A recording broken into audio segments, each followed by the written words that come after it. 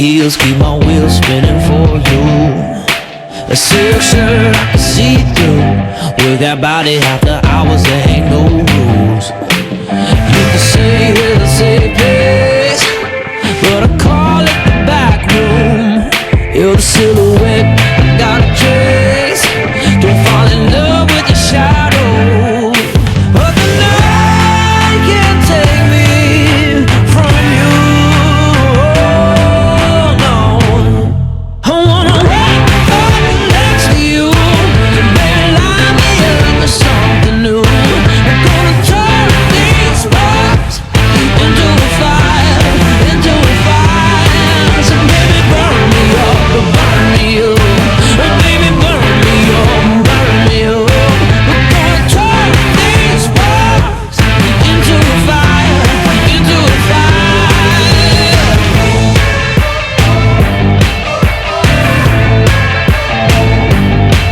Hey, you with the wild eyes, I hypnotize you while the room is spinning clockwise.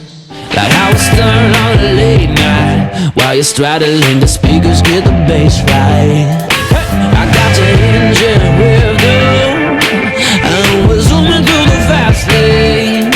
I say we up and leave the club, and going back to my place. So keep your eyes on me, baby. I wanna wake up next to you. You may lie me up with something new. I'm gonna turn these sparks into a fire, into a fire. So baby burn me up, burn me up. Oh baby burn me up, burn me up. We're gonna turn these sparks into a fire, into a fire.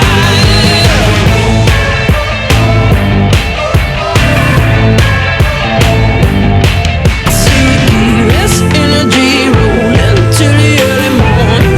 Memories fuzzy, but I'm learning you. I'm learning you. It's so magnetic, I just gotta get it. The night can't take me from you.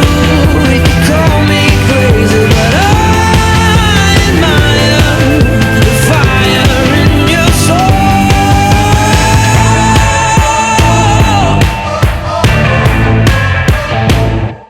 Panginoon, salamat po sa pagbibigay niyo sa amin ng oras. Sa lahat po ng mga nakarating mula kung saan-saan pong lugar, pinatnubayan niyo po sila para po makasama namin sa gabing ito. Salamat po sa organizer ng reunion na to para po magkakilala ang mga Roque kahit saang parte ng Pilipinas. Salamat din po sa magandang panahon na binigay sa atin para po tayo ay magkasama-sama. At salamat din po sa masaganang hapunan na ating pagsasaluhan. Binabalik ko po itong lahat sa inyo, Panginoon. Kami po'y nagpupuri sa inyo. Walhati sa Ama, sa Anak at sa Espiritu Santo. Sa ngalan ng Ama, ng Anak, ng Espiritu Santo. Amen. Mag-enjoy po tayong lahat. Ako po ay sinabihan ni MJ na magsalita dahil ako daw yung third GE sa family. Siguro po itama natin. Third generation GE. Kasi po marami naman sa inyo naging GE after, di ba? At ano yung istorya nung pagiging GE? Na sa akin ay, kesa pag-usapan natin kung bakit ako GE at ano yung journey ko na pagiging GE, ang pag-usapan po natin ay bakit naging GE ang Andam Pinong. Ano yung impact niya sa inyo lahat? Sa kanilang magpipinsan, sa kanilang mga anak. Na kokonti lang yung nakakaalam. Lalo na po sa mga third generation at fourth generation na Roque. Na siguro dahil madalang magkita, hindi po napapag-usapan. Pero sa totoo lang po, may nakausap ako 20 years ago sa Isabela na gusto niyang gumawa ng libro patungkol sa buhay ni Andam Pinong. Kasi marami sa atin, ang alam lang natin, ang Andam Pinong, GE na tiga Santiago, Isabela. After that, ano pa alam nyo? Trivia lang. Oh, trivia. Huwag sasagot yung taga Isabela kasi kilala nyo, lolo nyo yun eh. Diba? Oh. Ang Lolo Pinong galing Bulacan. Paano siya naging GE? Sino nagpaaral sa kanya? At bakit PLS ang kinuha niya? Private Land Surveyor. Sa amin po kasi, sa eskwelahan, kaya ka nagiging GE, it's either anak ka ng GE, pamangking ka ng GE, ang lolo mo'y GE, o kaya nagtatrabaho ka sa DENR. Pero ang lolo, bakit? Ang Andam Pinong, bakit? May kaya ba sumagot? Bakit siya nag-GE? Bakit siya nag-PLS? It is a question on myself na bakit siya nag-GE. Diba? Yun, na hindi natin nasasagot hanggang ngayon. Nangontrata siya. Bakit siya napunta ng Santiago, Isabela? Nangontrata siya ng kadastro. Siya ang nagkadastro. Hindi ko alam kung ilang bayan sa Isabela yung kinadastro niya. Alam niyo ba kung gaano kahirap yon? Bulubundukin yung ibang parte ng Isabela. Ang ginagamit nila, walang laser. Ang gamit nila, transit, vernier. Parang nakakita kayo ng kompas na maraming guhit. Tapos, walang computer nung araw. Anong ginagamit? Anong ginagamit nung Andam Pinong? Yung adding machine. Diba?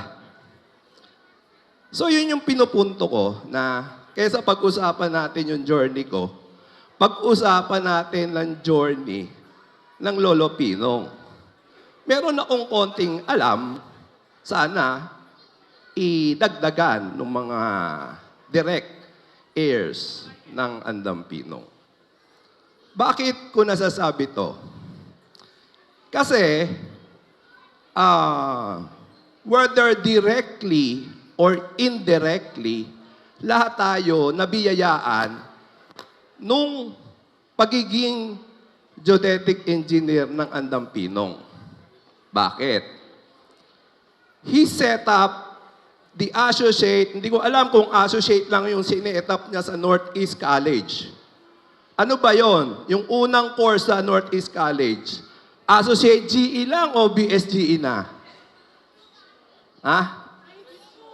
Kaya nga po, ano yung in-offer? Associate GE o BSGE? Di ba? Associate. O bakit siya nag-offer ng Associate GE? Kasi ang dami-dami niyang sinusukat sa Isabela, wala siyang makatulong. Di ba? Na sino-sino yung nagbenepisyo doon sa pagkakaroon ng eskwelahan sa Santiago. Ang tatay ko graduate doon. 2 years. Associate in Geodetic Engineering, 1959. 19 years old siya. Ano yung 2 years? Sa atin lahat. 2 years computer, 2 years secretarial, 2 years automotive. Diba? Hindi siya full-fledged. Pero kahit papano, nabago yung na-uplift yung dignity ng tao. Bakit? May diploma ako eh. So kung titingnan natin, nung matapos niya maging PLS, hindi siya tumigil doon. Nagturo siya. Kasi sino nagturo nung unang GE? Diba? Siya? Oh. Ilan yung teacher? Malamang siya lang. 3. Diba? Yun yung mga information na kaming mga third generation na Roque, Hermasura, Gonzales, Ramirez, na hindi namin alam. Ni-research ko yung school, yung Northeastern. Hindi naman nung Roque nag-start. Pero pinayagan na mag-offer ng GE, di ba? So, nakapag-aral tatay ko. Tapos, eto pa yung maganda. Alam nating lahat na ang 2 years course, hindi makakakuha yan ng board exam. Tama po? Kumare, 2 years ka na 2 years CE. Hindi ka pwedeng exam. Drafting, 2 years. Hindi ka pwedeng mag-board exam. Pero dahil nung 1965, pinasa yung RA na Geodetic Engineering Law na yung mga 2 years graduate pwedeng kumuha ng exam. Na isa sa mga nabiyayaan ay tatay ko. 2 years lang siya. Pero nung kumuha ng exam, pumasa, 1966. May anak na siya noon, 2. So after that, hindi ko na alam yung ibang kwento patungkol sa Andampinong. Na siguro, kaya nyo ako sinabing magsalita, proud kayo kasi GE ako. Yun lang. Pero ang punto, maski ba sabihin nating yung marami dito, hindi naman GE, natapos ng teacher. Pero bakit natapos ng teacher? Kasi nakita niya yung karatula ng Lolo Pinong eh. Na-encourage ako to study. Sino yung nagpaaral sa kanya? Na binuksan ng lolo ng Andampinong yung avenue, yung door na yon para sa ating lahat. Na tayo, whether sabihin nyo directly, indirectly, we are benefiting from such grace na binigay kay Andampinong. Kumbaga sa kay Abraham, may covenant kay Abraham, pero lahat ng lineage ni Abraham, binebless ni God. So, Andampinong, di natin alam kung may covenant sila ni Lord, pero lahat ng generation, after that, ay binebless ni God. Ilan dito, doktor? Di ba? Ilan ang abogado? Di ba? Na saan nagsimula yon? Dahil tinanggap ng Andampinong yung challenge na mag-aral. So, yun yung nagbukas sa ating kaisipan na pwede naman pala. Kasi isipin nyo, kung hindi niya tinanggap yung challenge na mag-aral, pupunta ba siya ng Santiago Isabela para magsukat? Siyempre, hindi. Mabubuksan ba yung school? Siyempre, hindi. Diba? Pare-pareho tayong nasa tabang. Diba? So, yun. Na, kesa pag-usapan nyo yung journey ko, pag-usapan natin yung journey ng Andampinong na maraming 3rd generation, 4th generation ang hindi nakakakilala. Yun po yung sa akin. So, siguro I would like to invite yung mas nakakaalam para po i-introduce niya yung dahilan kung bakit tayo nandito. Hindi ho tayo nandito dahil gusto lang nating mag-reunion. Sa totohanan, tinatanong ko nga si MJ bakit 100 years? Sang galing? Paano kinumpute? Birthday ba ni Lolo Pinong?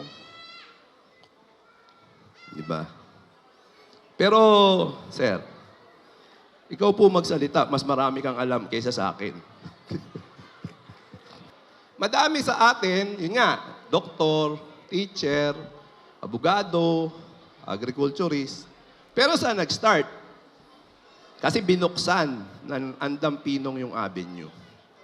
So, siguro, pasalamat ako na nabuksan niya yung avenue, nakapag-aral yung tatay ko, na pinakuha niya ako ng GE for whatsoever reasons, na ang akin ay nagpapasalamat pa rin ako. Bakit? Kasi siya yung nagbukas ng avenue for us na kaya kaming pag-aralin ng tatay ko. Although mahirap, kasi mainit, Pero still the same, nakakapag-aral kami because of the hard work nung tatay ko. Yun lang po. Sa mga kamag-anak na na-inspire o may konting kaalaman tungkol sa Andampinong, siguro pagsamasamahin natin para mabuo natin kung ano man yung dapat natin buuin. Siguro, coffee table book, sang ganon. Sige po. Maraming salamat po. Magandang gabi po sa inyo lahat, ng mga Roque, Hermosora, at ang Ramirez, at ang Gonzales family. Ikaw naman. Naman ako, konti pa rin. Dagdagan kaya mo. Dagdagan mo ba? Hindi, magandang gabi po sa inyo lahat. Masyado po mahihain itong mga tiyuhin ko na to. Magandang gabi po sa inyong lahat. Sa mga kamag-anak natin ang galing pa ng Santiago. Maraming salamat sa inyo. Sa lahat pa ng kamag-anak natin na nanggaling sa Manila or Tondo, maraming salamat po sa inyo. Ganon din po, lalo na sa mga taga rito sa Bulacan. Maraming salamat po sa inyo at nagkita-kita tayo ngayon. At maganda po at nagkakilala tayo. At ayun po, ito bigay ko naman sa inyo si June Ramirez. Magandang gabi po sa inyo lahat. Hindi po yung natatanong kapitbahay ko po at itong mga tiyuhin ko na ito. Ang tatay ko po at sila ay magpisang makalawa. Sila po ay aking tiyuhin. Kaya mula pagkabata, sabay-sabay kami lumaki. Kaya kung tawagin ko sila, tatang. Ako po ay dalawa ni represent ko ngayon, Gonzales at saka Ramirez. Yung pong Gonzales, yung po yung lolo ko si Atty. Potenciano Gonzales na pisan din po ni Lolo Pinong. Sila po yung nag-migrate nung araw sa Isabela. Sila po yung first generation na nakakuha ng sila po lahat yung si lolo ko po ang abogado ni Lolo Pinong nung araw. At ako po ang apo ni Lucena Gonzales. Nang anak niya ay si Pablo Ramirez na kilala ni tatay ni Gob. Ni tatay Gob Daniel. Nagpapasalamat po ako at nakilala ko kayo lahat dito dahil hindi ko po in-expect na ganito kalaki pala ang hanapin. Masyado palang malaki. Kaya magandang gabi po sa inyong lahat. At tayo po ay mag-enjoy ngayong gabi. Ate po itong gabing ito. Salamat po. Bago matapos. Kami nga pala, magpapakilala kami dalawa ni Rico. Kami ho pala, anak po kami ni Jose Roque, na bunso po sa magkakapatid ng mga Pinong Roque. Ang nanay po namin, si Alicia Roque. Kami po 7 magkakapatid. Ako po, pangatlo, 2 na po yung patay sa amin. Yung po panganay, ang kabebot, si Bernabe Roque, tsaka si Renato Roque. Ako po ang pangatlo. Ito naman, si Rima. Ako po ay panglima sa aming magkakapatid. Sige po, marami At po salamat. teka muna. Sasabihin ko lang po na mula po kay Rufino Roque, kay Fermin Roque, kay Francisco Roque, at yun nga, Jose Roque na magkakapatid po sila. Sila po ang pinaka-first generation ng Roque. Ngayon po, kami na ang pinaka-second generation. Kami po nila Manong Nap, at saka nung iba pa po na mga taga Santiago. Ayun po. At kung mapapansin nyo, kami ay medyo parang, kumbaga sa medyo parang bata. Kumpara dun sa aming mga kasabay na kamukha ng mga pamangkin ko. Kasing edad ko lang din, parang ganon. Kasi po, si Jose Roque, siya po ang pinakabunso sa magkakapatid. Yun po. Matanda na po mag-asawa yun. 35 na nung mag-asawa ang tatay namin. Kaya medyo bata kami sa magpipinsan. At ang naging bunga po ng pag-aasawa ni Jose Roque at saka ni Elicia Roque ay 7 po kami, 7. Na yun po ay nagumpisa kay Bernabe Roque, Bebot po kung tawagin yon. Pangalawa, si Renato Roque, si Ray kung tawagin. Siya po ay nag-stay din sa Santiago noon. Kasama lagi si Tata Pinong. Pangatlo nga po siya, si Kawili. Pangapat po, si Joey Roque Jr. Andyan din po siya. Ako po ang panlima. Pang-anim po, si Elet, kung tawagin namin, si Angelito. At ang pampito, si Felix. Yun po yung maliit na binibihisan ng pambabae. Yun po siguro, nakakilala pa't natatandaan ni Manong Nap. At kung may sasabihin pa ba kayo? May sasabihin ka? May sasabihin ka pa? Kami po yung nagpapasalamat muli sa mga Gonzales, Ramirez, Hermosura, Roque, at nakakagulat po pala, ganito tayo karami. At sana magkasama-sama ulit tayo ng ganito at na mabuo natin ang ating angkan. Yun lang po at maraming salamat. Sige po, at marami po salamat. Mag-enjoy po tayo ngayon lahat, ngayong gabi. Ang sponsor po ng reunion natin ay ang pamilya po ni Dr. Solomon Rupino Roque Jr. po ng Cordon Isabela. Andito po yung pamilya, tayo po sila. Si Dr. Josie, si Manong Alex. Yan, sila po ang sponsor ng grand reunion po natin. At ang pamilya po ng Remio Roque Senior, Geodetic Engineer. Andito po yung pamilya ng Remio, tayo po. Tayo kayo, tayo. Ayan, Rupino, andito si Architect Roderick Roque. So, at may mga kamag-anak po tayo na nagbigay din ng mga pinansyal. Kagaya po ni Kuya Jun Ramirez ng New Jersey. Ayan po, nagpadala po sila. Si Tita Esther Gonzales, Arlene Gonzales, Tony Antonio Mangoroban, Resty Roque sa Canada. Dapat may listahan tayo, yung mga nagbigay po ng mga pinansyal natin. So, finally po, yung pangarap po ng ating mga lolo, uncle, tito. Kasi po, nagplano po sila Uncle Nap noon, sila Uncle Sol, na mag-grand reunion talaga ng Tabang. Inutusan po kami nila Uncle Nap na tumingin ng lugar dito, pero hindi po natuloy. So, ngayon po, pinag-pray natin na matuloy na yon. Kaya, nag-usap-usap po na tamang-tama, dalawang pamilya ang nagsabi na kami ang assign sa reunion. So, tamang-tama rin po, may tanong nga po si Jun Roque. Kapangalan ko po, Jun Roque din po ako. Na bakit naging 100 years? Ang lolo po kasi, nung nag-survey siya sa Isabela, yung Cadastral 211, naitatak po sa likod ng mga lumang titulo na nagsimula siya mag-survey ng 6 na taon ng February 28, 1924. Kaya isang daang taon niya sa Barangay de Carrig, Santiago, Isabela.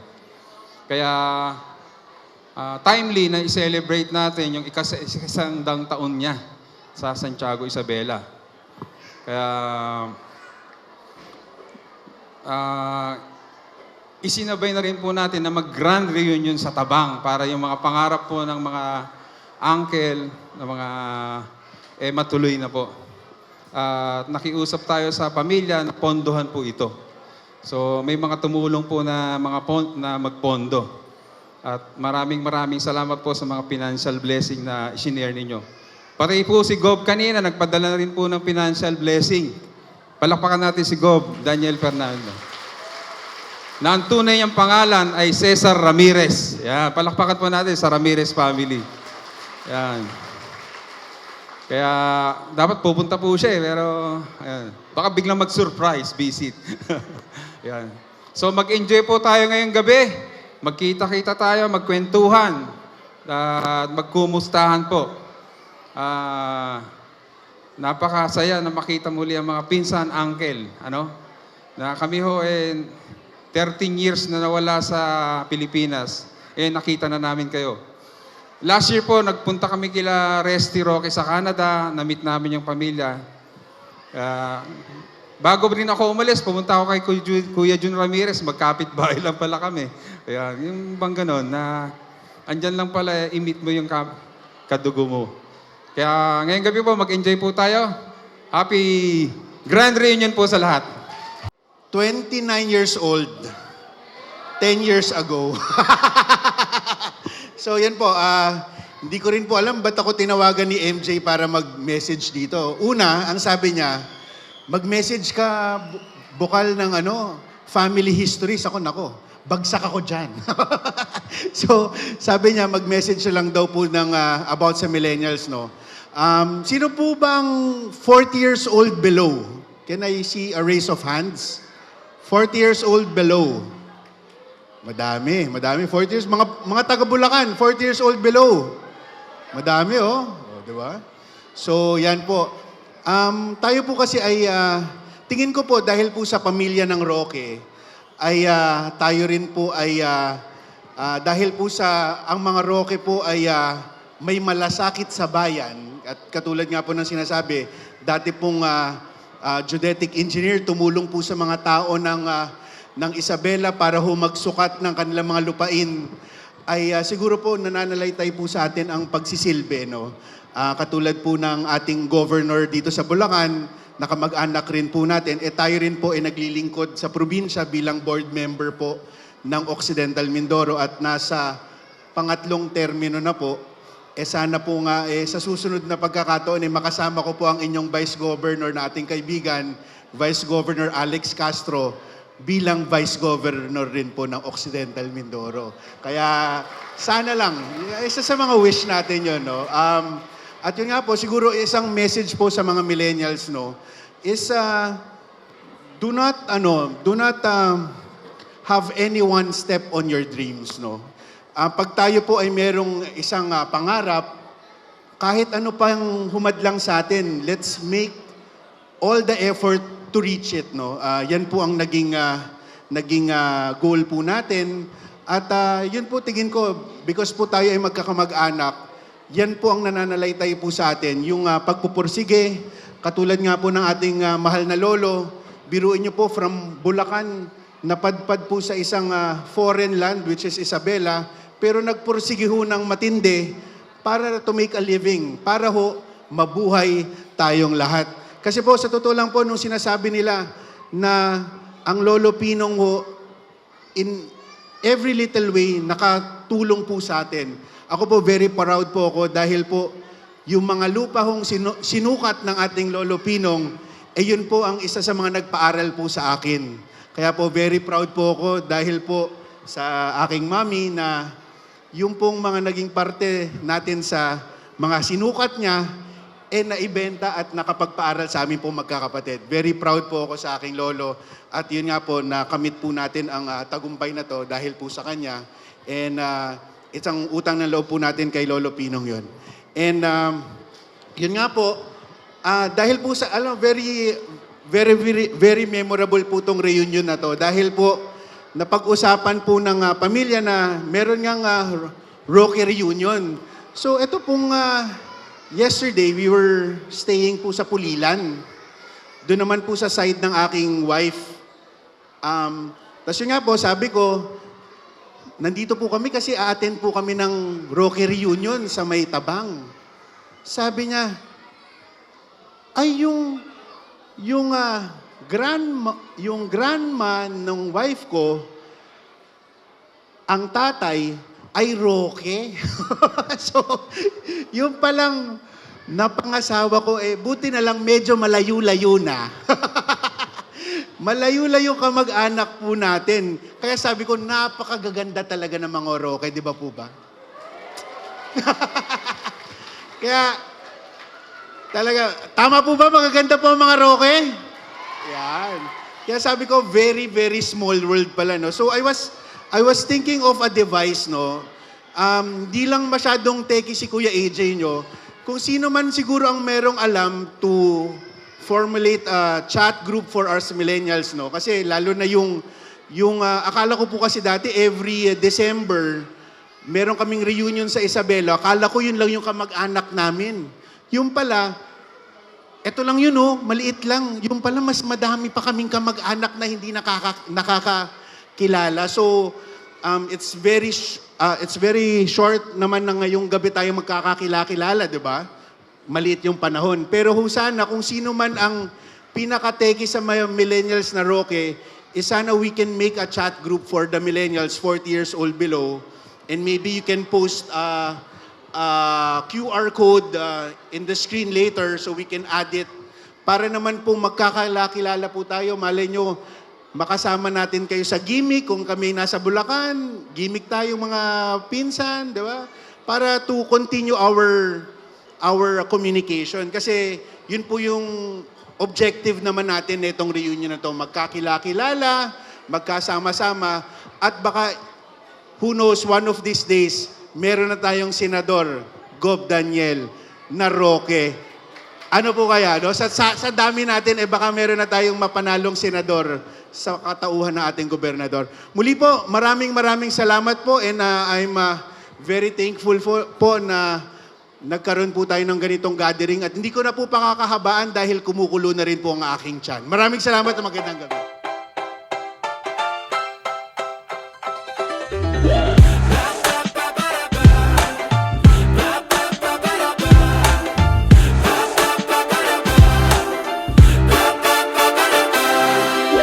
There's something magical that's happening.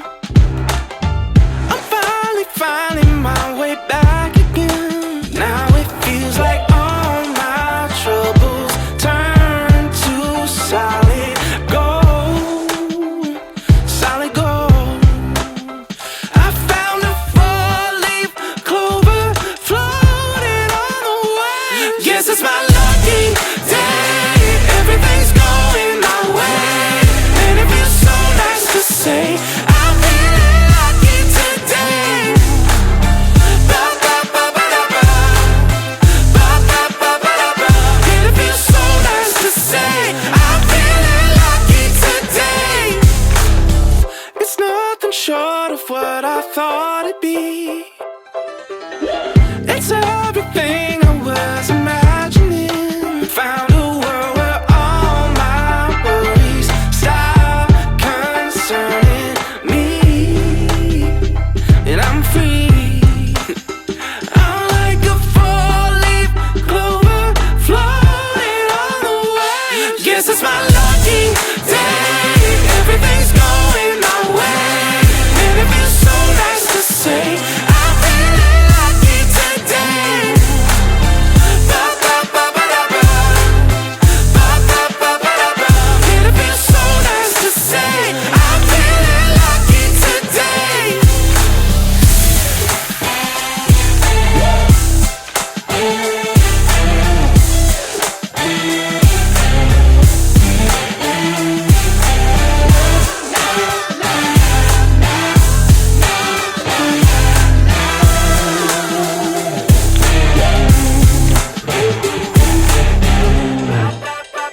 I'm feeling so lucky.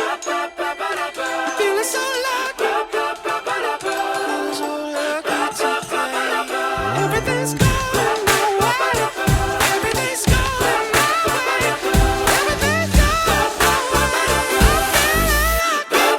way. Guess it's my lucky day.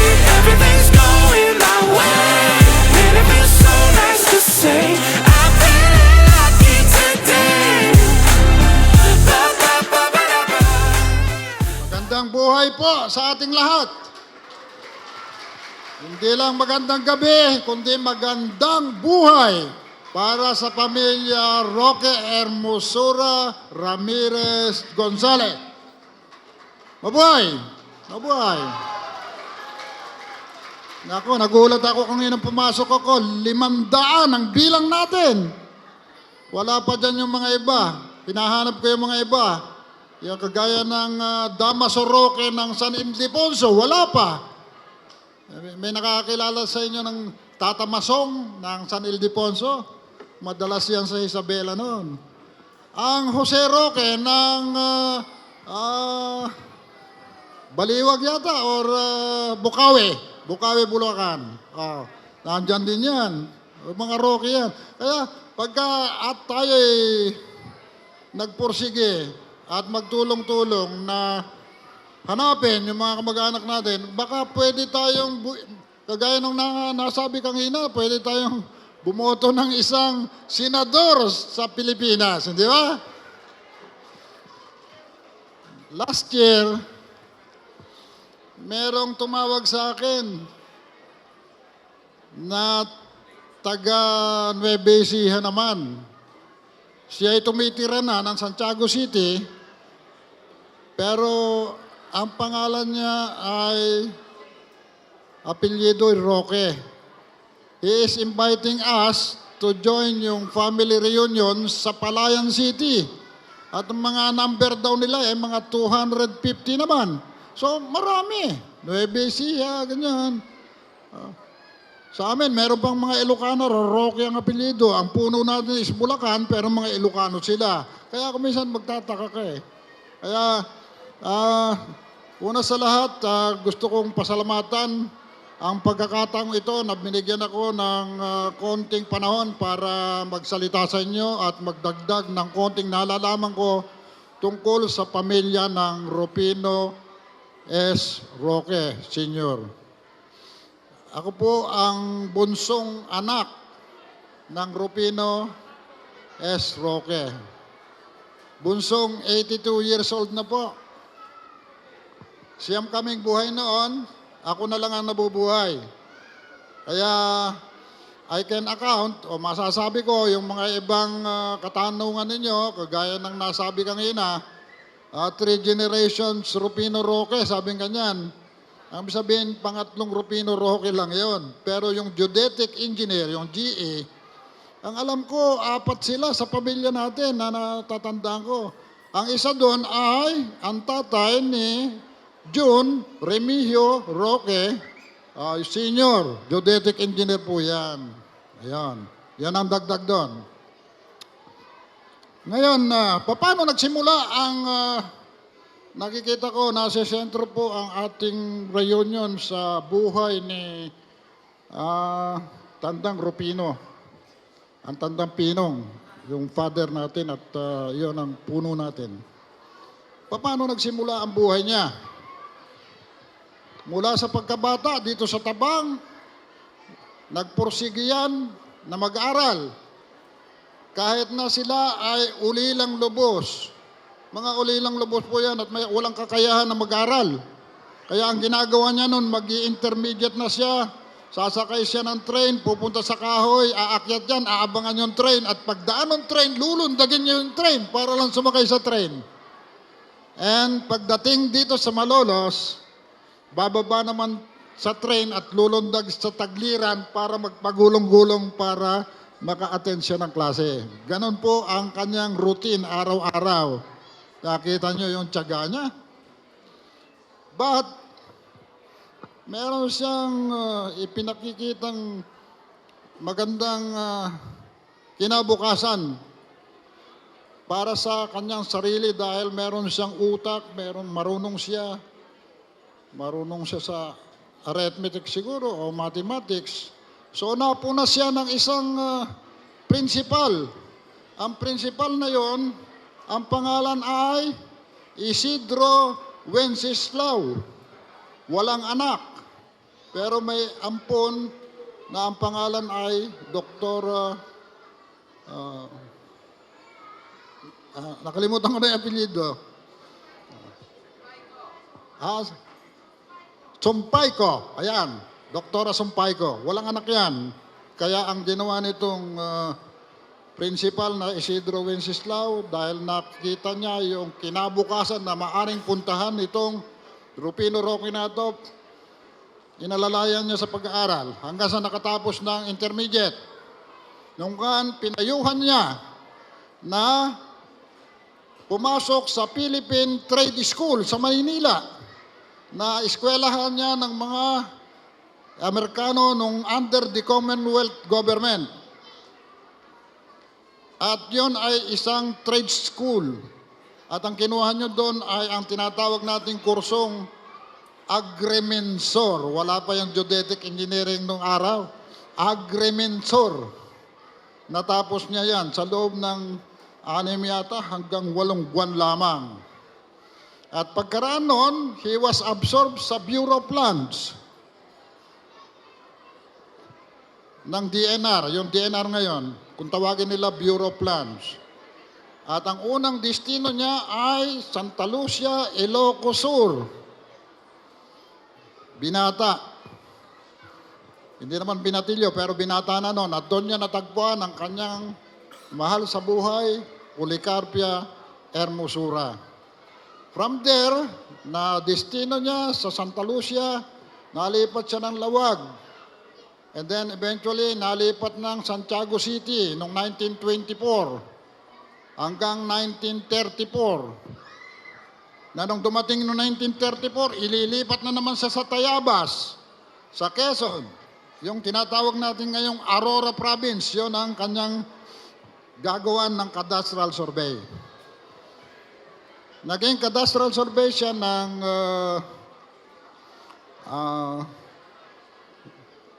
8 taon, 10 taon. At ang nasakop niyang mga bayan ay maraming bayan ng Santiago City. Doon sa sinabi ni June na Rufino Roque Jr. ng Totoy. Sa amin kasi, pagka mas matanda yung tatay niya, tawag natin doon katotoy, kahit mas bata siya kaysa yun, di ba? 4 po ang naging geodetic engineer sa pamilya. Dahil sa hirap ng buhay, hindi naman po lumaking mga mayayaman yung mga yan. Mahihirap po yan. Niyaya niya si Totoy na pumunta ng Santiago, pinag-aaral niya sa isang eskwelahan, at ang staff ng eskwelahan na binuo nila yun ay Remy Roque, Engineer Kalang, at yung matandang Rufino Roque. Ganun ho, kaliit lang yung eskwelahan na yun. At natapos niya yung Associate in Geodetic Engineering. Hanggang sa eventually naging lisensyado sa Geodetic Engineering. Nung siya nag-aaral, nakita niya yung kaibahan ng mayaman at saka mahirap. Pagka ikaw ay mayaman, meron kang lupa. Pagka ikaw ay walang lupa, nandun ka sa kategorya ng hindi mayaman. Siguro hanggang ngayon, meron pa rin yung sitwasyon na ganon. Kaya, sa kanyang kalooban o sa kanyang isipan, ang kanyang hangarin ay magpundar ng lupa. Kaya kung merong lupa dyan na available, bili. Pagka meron na naman, bili na naman. Pagka may naipon siya, bili na naman. Hanggang sa eventually, nakaipon siya ng marami-raming area ng lupa. Pero sa prosesong yon, yung kanyang tungkulin sa kanilang pamilya, sa kanyang kamag-anak at sa komunidad ay hindi niya pinabayaan.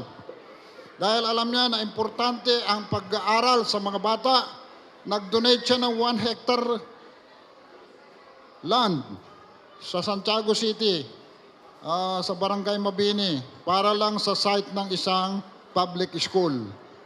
Sa Barangay Kakilingan, sa Cordon, 2 hektarya na naman ang i-donate ng pamilya para sa public school.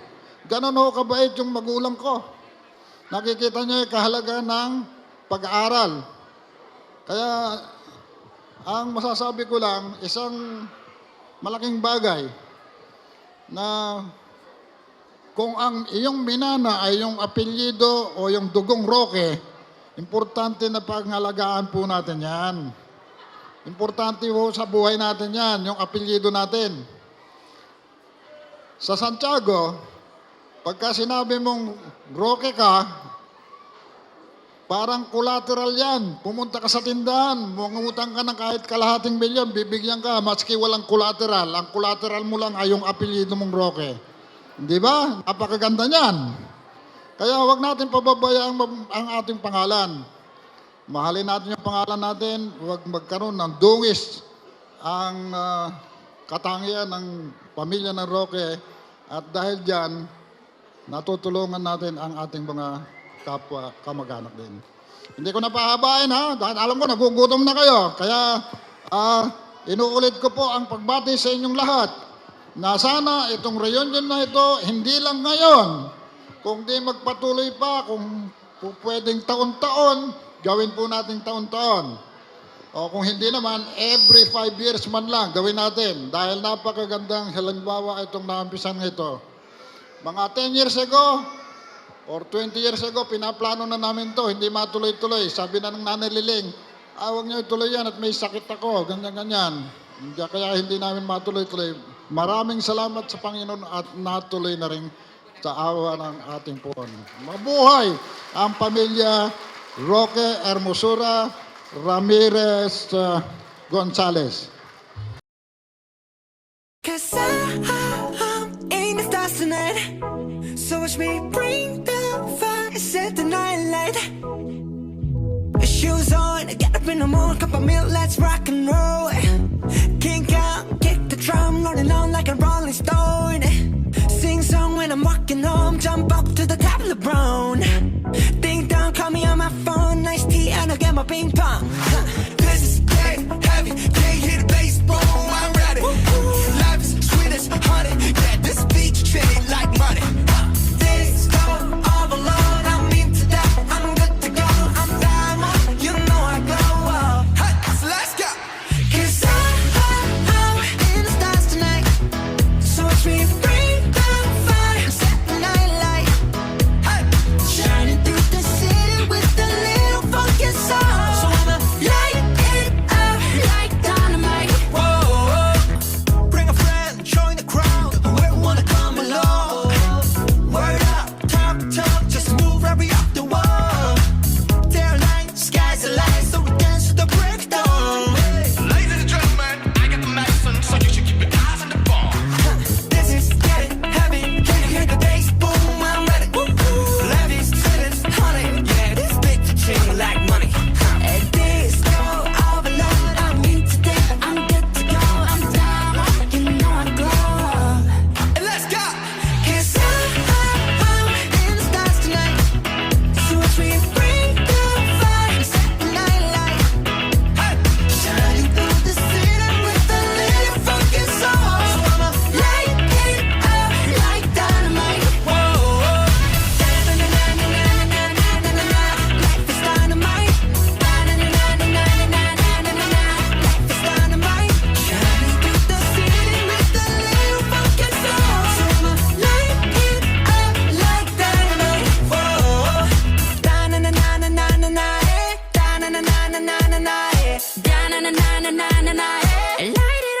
dynamite.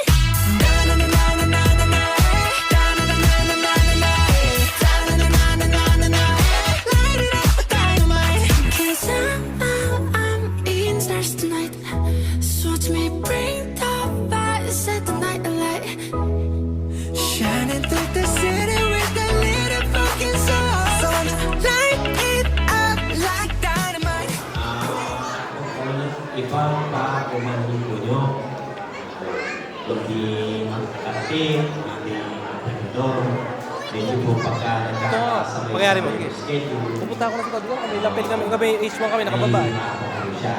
So, kadalasan po, pag hindi siya makakatin, ito mga personal, ako na po ang pinatawag. Then pupunta kami. Yan, nagkataon naman po na imbitado din po ako dito. Natutuwa po kami na nakasali po kami ang aming angkan.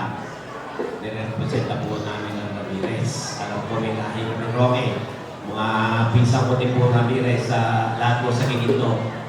Mga Roque din po kami. Lumaki po ako sa Manila na pumupunta. Narinig ko lang po kung po ay lumalaki ang puni ko. Ang Lolo Pino.